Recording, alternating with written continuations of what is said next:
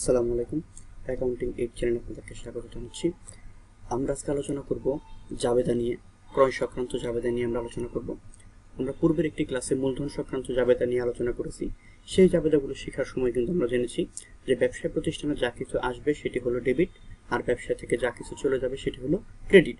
এবং আরও একটি জিনিস আমরা শিখেছিলাম যে ব্যবসায় প্রতিষ্ঠানে পণ্য নামে কোনো হিসাব হয় না, পণ্য থাকলে সেটিকে ক্রয় নামে হিসাবভুক্ত করতে হয়। তো আমরা আজকে সেই ক্রয় সংক্রান্ত জাবেদাগুলো শিখবো। তো আমরা চলে যাচ্ছি প্রথম জাবেদায়। আমরা প্রথম যে জাবেদাটি শিখবো, দেখো জাবেদায় বলা আছে ক্রয় বা নগদে ক্রয় বা মাল ক্রয় অথবা পণ্য ক্রয় লেখা থাকতে পারে। যখন একটি এন্ট্রিতে শুধু ক্রয় লেখা থাকবে অথবা মাল ক্রয় বা পণ্য ক্রয় লেখা থাকবে, আমাদেরকে ধরে নিতে হবে এটি আমরা নগদে ক্রয় করেছি। কেননা যদি আমরা এটি বাকিতে ক্রয় করতাম তাহলে কিন্তু অবশ্যই একজন ব্যক্তির বা একটি প্রতিষ্ঠানের নাম দেওয়া থাকতো। আমরা যদি বাকিতে পণ্য ক্রয় করি তাহলে সে টাকা পরিশোধ করার জন্য আমাদের কিন্তু জানতে হবে যে আমরা কোন ব্যক্তির নিকট থেকে অথবা কোন প্রতিষ্ঠানের নিকট থেকে পণ্যটি বাকিতে ক্রয় করেছিলাম। এই কারণে নাম যদি দেওয়া না থাকে, যদি শুধু ক্রয় অথবা পণ্য ক্রয় বা মাল ক্রয় লেখা থাকে তাহলে সেটিকে আমরা নগদে ক্রয় বলে ধরে নিব। তাহলে এই যে এখানে আমরা যে তিনটি জিনিস দেখতে পাচ্ছি, ক্রয়, নগদে ক্রয়, মাল ক্রয় এবং পণ্য ক্রয়, এই চারটি বিষয়ের জন্য কিন্তু একই রকম জাবেদা আমাদের হবে, অর্থাৎ আমরা পণ্য ক্রয় করলাম। এবার যদি আমরা একটু চিন্তা করি আমরা কি পেলাম, দেখো পণ্য ক্রয় করলে সহজে আমরা বুঝতে পারি আমরা পণ্য পাই। তাহলে আমরা আগেই শিখেছি যে আমরা যা পাবো সেটি হলো ডেবিট। তাহলে কিন্তু পণ্য যেহেতু আমরা পেলাম, পণ্যটি ডেবিট হওয়ার কথা। কিন্তু আমরা জানি হিসাব বিজ্ঞানে পণ্য নামে কোনো হিসাব হয় না, পণ্যের বদলে ক্রয় লিখতে হয়। তো এই কারণে আমরা এই জাবেদার মধ্যে লিখবো ক্রয় হিসাব ডেবিট। এবার যদি আমরা চিন্তা করি আমাদের কাছ থেকে কি চলে গেল, আমি নগদ টাকা দিয়ে পণ্য ক্রয় করলাম, অর্থাৎ পণ্য ক্রয় করলাম এবং যার কাছ থেকে ক্রয় করলাম তাকে বিনিময়ে আমি নগদ টাকা দিয়ে দিলাম। তাহলে আমার কাছ থেকে নগদ টাকা কমে গেল বা নগদ টাকা চলে গেল। তো যেহেতু আমার কাছ থেকে নগদ টাকা চলে গেল, আর আমরা জানি ব্যবসা প্রতিষ্ঠান থেকে যা কিছু চলে যায় সেটি হলো ক্রেডিট, এই কারণে নগদান হিসাব এখানে হবে ক্রেডিট। তাহলে শুধু ক্রয়, মাল ক্রয়, পণ্য ক্রয় বা নগদে ক্রয়, এই চারটি জাবেদা যদি লেখা থাকে আমরা খুব সহজেই এটির জাবেদা দিতে পারবো ক্রয় হিসাব ডেবিট এবং নগদান হিসাব ক্রেডিট। এখন আমরা যে জাবেদাটি দেখব, এখানে লেখা আছে ধারে ক্রয় বা বাকিতে ক্রয়।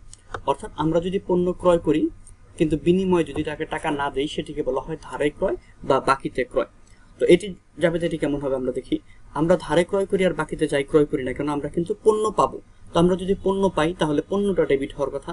সেটা কিন্তু একটু আগেও বললাম, হিসাব বিজ্ঞানে পণ্য নামে কোনো হিসাব হয় না, যে কারণে আমরা ক্রয় হিসাব খাত থেকে ডেবিট করেছি, অর্থাৎ আমাদের জাবেদায় ক্রয় হবে ডেবিট। এবার আমরা আলোচনা করব ক্রেডিট কি হবে।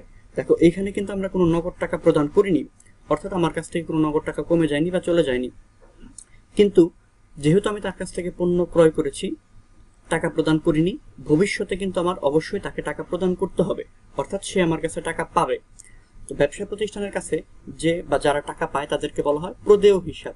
যেহেতু সে ভবিষ্যতে টাকা পাবে এবং এই টাকা আমাকে পরিশোধ করতে হবে, এই কারণে সে এই প্রদেয় হিসাবটি আমার দায়, এই প্রদেয় হিসাবটি হয়ে যাবে ক্রেডিট।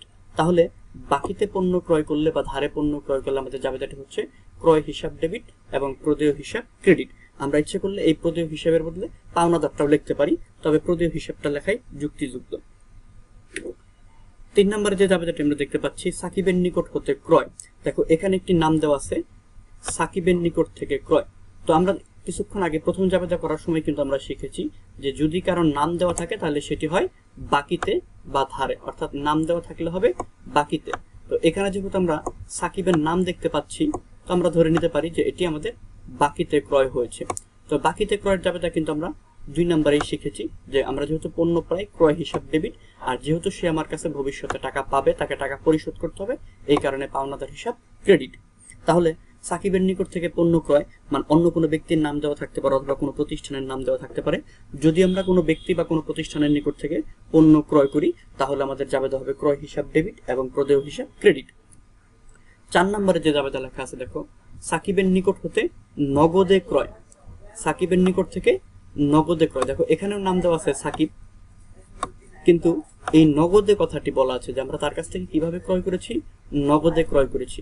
আমাদেরকে মনে রাখতে হবে কোনো ব্যক্তি বা প্রতিষ্ঠানের নাম যাই কিছু দেওয়া থাকুক না কেন, যদি এই নগদে শব্দটি লেখা থাকে যে আমরা নগদে ক্রয় করেছি তাহলে সেটি কিন্তু নগদে ক্রয় হয়ে যাবে। আর নগদে ক্রয়ের জাবেদা কিন্তু আমরা 1 নম্বরে শিখেছি যে আমরা যেহেতু ক্রয় করলাম পণ্য পেলাম, এই কারণে ক্রয় হিসাব ডেবিট, আর আমার কাছ থেকে যেহেতু নগদ টাকা চলে গেল এই কারণে নগদান হিসাব ক্রেডিট। 5 নম্বরে যে জাবেদাটি রয়েছে চেক মারফত ক্রয়, অর্থাৎ আমরা এখানে পণ্য ক্রয় করেছি, তাহলে ক্রয় করলে আমরা এতক্ষণে কিন্তু বুঝে গেছি যে ক্রয় করলেই আমার ক্রয় হিসাব কাটতে হবে ডেবিট, কারণ আমি পণ্য পাবো। এবার আমাকে দেখতে হবে এই ক্রয়ের বিপরীতে আমি কি প্রদান করেছি, আমি চেক প্রদান করেছি, অর্থাৎ পণ্য ক্রয় করে আমি চেক দিয়েছি। আমরা যদি চেক দেই তাহলে যাকে আমরা চেকটা দিলাম সে এই চেকটা নিয়ে ব্যাংকে যাবে এবং ব্যাংক আমাদের হয়ে টাকাটা পরিশোধ করে দেবে, অর্থাৎ আমার যে ব্যাংকের টাকাটা আছে সেই ব্যাংকের টাকাটা কমে যাবে। এই কারণে চেক মারফত ক্রয় এটির জাবেদা হবে ক্রয় হিসাব ডেবিট এবং ব্যাংক হিসাব ক্রেডিট। 6 নম্বরে যে জাবেদাটি আছে পণ্য ক্রয় করে বিল প্রদান করা হলো, অথবা এটি লেখা থাকতে পারে বিলের মাধ্যমে ক্রয়। এই জাবেদাটির অর্থ হলো আমরা পণ্য ক্রয় করেছি, বিনিময়ে যার কাছ থেকে আমরা পণ্য ক্রয় করেছি তাকে আমরা একটি বিল দিয়েছি, যে বিলটিকে বলা হয় প্রদেয় বিল বা স্বীকৃত বিল। এখন আমরা যেহেতু পণ্য ক্রয় করলাম, আমরা কিন্তু এটুকু বুঝিয়ে নিতে পারলাম ক্রয় হিসাব ডেবিট। এবার আমাদের চিন্তা হবে করতে হবে আমরা তাকে কি দিলাম, আমরা তাকে বিল দিলাম, এই কারণে প্রদেয় বিল হিসাব ক্রেডিট, অর্থাৎ যেই বিলের টাকা আমাকে ভবিষ্যতে পরিশোধ করতে হবে এটিকে বলা হয় প্রদেয় বিল। তো আমরা যেহেতু পণ্য ক্রয় করে বিল পরিশোধ করলাম, এই কারণে আমাদের জাবেদাটি হবে ক্রয় হিসাব ডেবিট এবং প্রদেয় বিল হিসাব ক্রেডিট। 7 নম্বরে যে জাবেদাটি বলা আছে 10% কারবারি বাট্টায় ক্রয়। 10% কারবারি বাট্টায় ক্রয়, দেখো শুধু ক্রয় লেখা আছে, তার মানে এটি হলো নগদে ক্রয়, এটি নগদে ক্রয়। এখন এখানে লেখা আছে 10% কারবারি বাট্টা, এই শব্দটুকুর মানে আমাদেরকে বুঝতে হবে এই কারবারি বাট্টা মানে হলো ছাড় দেওয়া, বাট্টা মানে হলো ছাড় দেওয়া। কারবারি বাট্টার আরো বেশ কয়েকটি নাম আছে, কারবারি বাট্টা, বাণিজ্যিক বাট্টা, ব্যবসায়িক বাট্টা। এই কারবারি বাট্টা, বাণিজ্যিক বাট্টা বা ব্যবসায়িক বাট্টার অর্থ হলো পণ্য ক্রয় বিক্রয়ের সময় যে ছাড় দেওয়া হয়। ধরো তুমি একটি বই কিনতে গেলে লাইব্রেরিতে, বইটির গায়ের মূল্য লেখা আছে 500 টাকা, দোকানদার তোমাকে বললো তুমি 10% ছাড় পাবে বা 10% কমিশন পাবে, তাহলে 500 টাকার 10% 50 টাকা, 50 টাকা বাদ দিয়ে দোকানদার তোমার কাছ থেকে 450 টাকা নিল। এখন তোমার কোনো বন্ধু যদি জিজ্ঞেস করে যে বইটি তুমি কত টাকায় ক্রয় করেছো, তুমি কিন্তু এই 500 টাকার কথা বলবে না, তুমি কিন্তু বলবে যে বইটি আমি 450 টাকায় ক্রয় করেছি।